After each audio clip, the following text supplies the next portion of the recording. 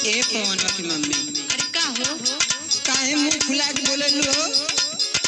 काहे ना मुंह फुला के बोली हो? अजैया से आयल बानी, आपको गहना गुड़िया कुछ गढ़ौला हमरा के?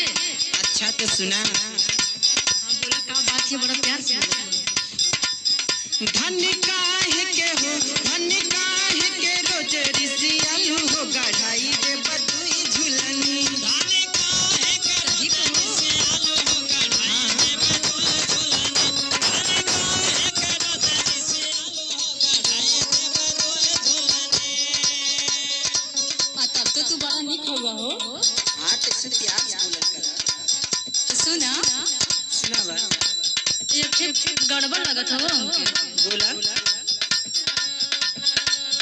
पिया तोहरी मैया हो, पिया तोहरी मैया बोल बिरही बोल हो, बाजार पर दुई झुलनी। पिया तोहरी मैया बोल बिरही बोल हो, बाजार पर दुई झुलनी। पिया तोहरी मैया बोल बिरही बोल हो, बाजार पर दुई झुलनी।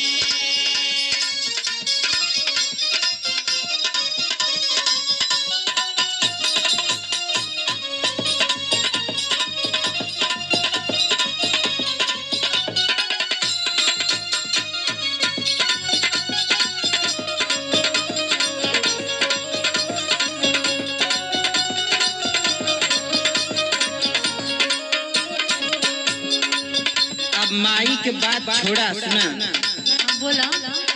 रानी माई मोरी हो, रानी माई मोरी मारी हरी दही है कि राज करी दुई झुलनी। रानी माई मोरी मारी हरी दही है कि राज करी दुई झुलनी। रानी माई मोरी मारी हरी दही है कि राज करी दुई झुलनी।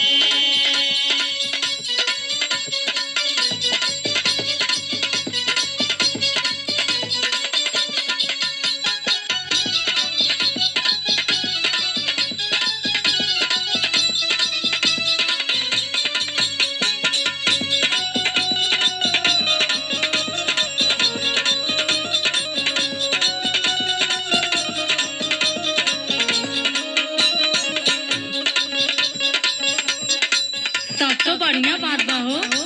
हाँ सही ना बोलत। तो चला ठीक है, उनकर बात सुना। है तार भौजियो तो है ना। भौजी का कर देनी हो? सुना। सुनावा। सैया तोहरी भौजी हो, सैया तोहरी भौजी बोल बिरही बोल हो, बाजार पर दुई झुलनी। सैया तोहरी भौजी बोल बिरही बोल हो, बाजार पर दुई झुलनी। सैया तोहरी भौजी बोल बिरही बोल हो, बाजार पर दुई झुलनी। अब भौजी के छोड़ा, सुना हमार बात। बोला।